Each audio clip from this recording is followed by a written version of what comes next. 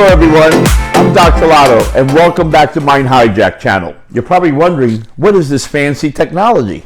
That will be part of a future video, but this is called EvenMe. It's a biohacking device that gives you pulse electromagnetic field energy, infrared, plus a special frequency of sound that alters the way you feel during the process. But that will be a future episode for you to enjoy. I'd like to give credit today to Lado, who has assisted in doing research in the background of a lot of this material. On today's episode, we're going to talk about the many changes that have occurred after the pandemic.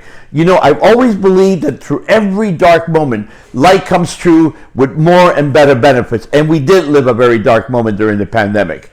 And it began during the 1970s and 80s. There were many pharmaceutical companies that were revered and admired because they have so much knowledge and so much wealth, and research was done in conjunction with university. It was something we look up to because they held a great deal of wealth and knowledge as to the physiology of the human body, and over the years they communicated a voluminous amount of data, how the body works and had the response of many different chemicals. However, the big question continues to pose myself, doctors, and everybody, despite all these years and all this research, why do we still have chronic diseases? Why do we have to treat the symptoms and their reduction? Why can't we find cures like hypertension, diabetes, schizophrenia, and dementia? You would think that by now, that despite all these studies, we would have some cures. Although they have many strides in the treatments of cancer, mental illness continues to fall behind. We're still in some level back in the Middle Ages. Schizophrenia, for example, continues to be an illness that affects families, and I, for one, so we ask ourselves, what happened to all this data? Why can we not find cures? With all the data and technology, why do we still have to suffer with chronic diseases and illnesses? However, the pandemic caused a great reset, a great awakening about the many treatment options during this dark moment. Suddenly, you started hearing ingredients such as vitamin D, zinc, and other nutrients that became important in battling the pandemic.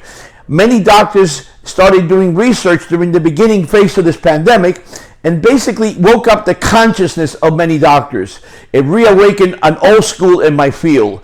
And I'm about to introduce to you something called orthomolecular psychiatry.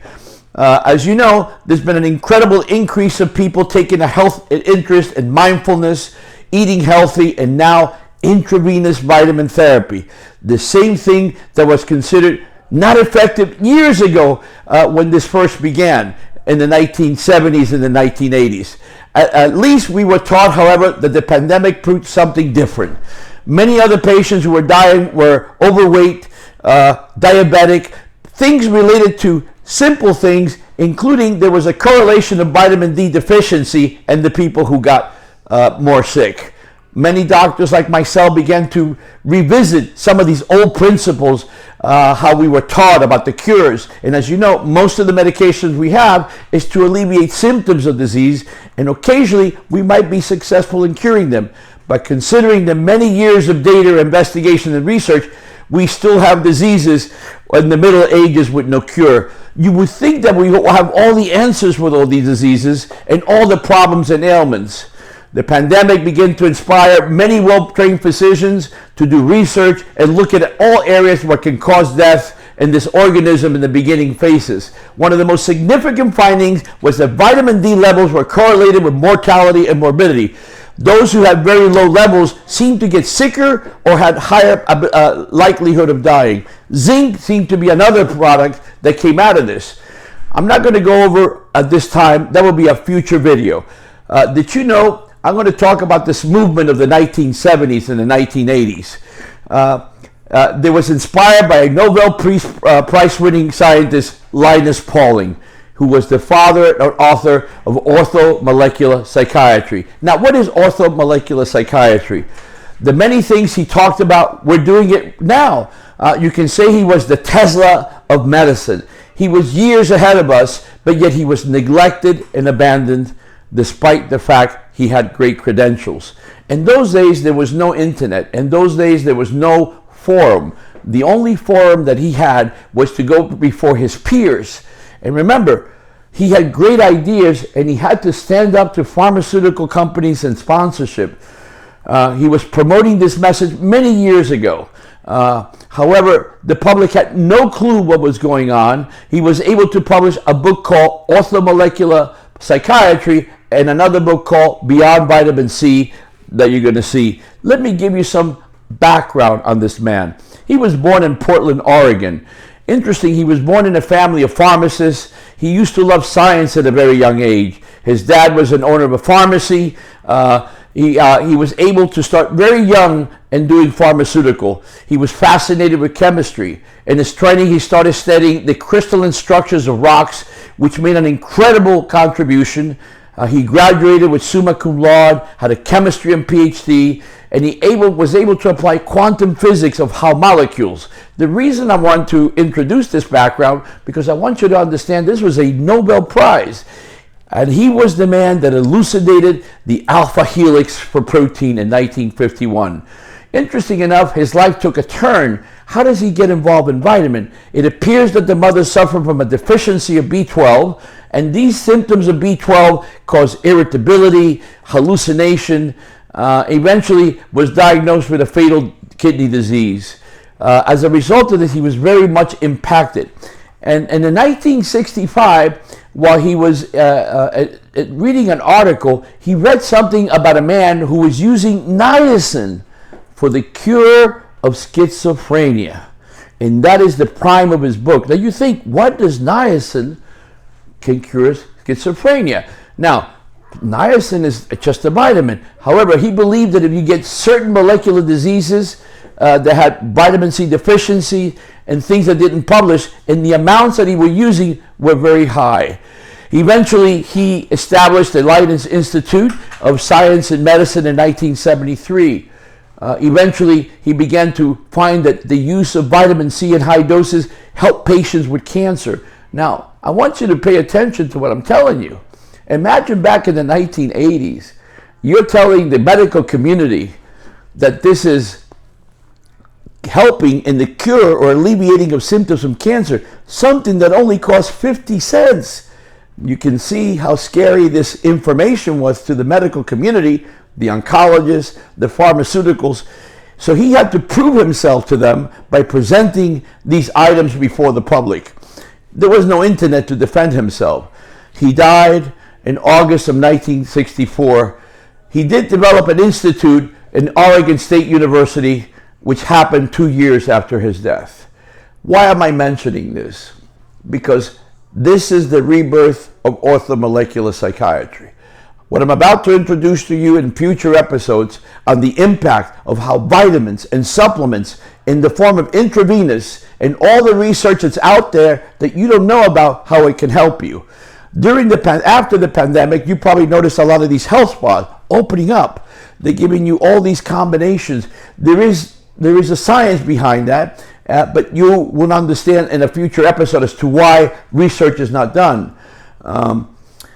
What I'm going to recommend to you, he recommended that living basic stuff, eating good foods, taking your vitamins, exercise, not drinking excessive amounts of alcohol. Interesting enough, his son became a resident in psychiatry in the University of Hawaii, which inspired him to look into research into mental illness.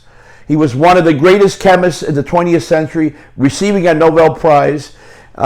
He did work against many political stuff, including against the use of nuclear weapons. But the most important thing, his experiments prove why sickle cell anemia exists. So this was a highly credentialed man who slowly died off. We will show you a video of his last goodbye. And with this, I'm going to end, because we're about to take a journey into the worlds of nutrients, in which I'll be proud to tell you we'll be performing in this office. And the secret to this will be how to use these vitamins combined in a certain way. And I'm going to show you the foundation as to how they work. But for now, to honor Linus Pauling, this was his last video in 1993 in trying to give the world a message. Thank you, like and subscribe, and I will see you next time. The position of orthomolecular medicine in the near future, let's say till the end of this century? Well, another 10 years, I was disappointed that the medical profession had not accepted, in the 10 years after the publication of my book, Vitamin C and the Common Cold, the fact that large doses of vitamin C do have value in controlling the common cold and also other diseases. Now 20 years have gone by, 23 years, and there are good signs that the value of high doses of vitamins is being accepted. I'm disappointed that the United States National Academy of Sciences during the last 3 or 4 years has published several books on health, such as Health After the Age 50, in which a strong recommendation is made that people increase their intake of fruits and vegetables in order to get more of vitamin C, vitamin E, and beta carotene, precursor of vitamin A, and have then gone on to say, but do not take vitamin supplements.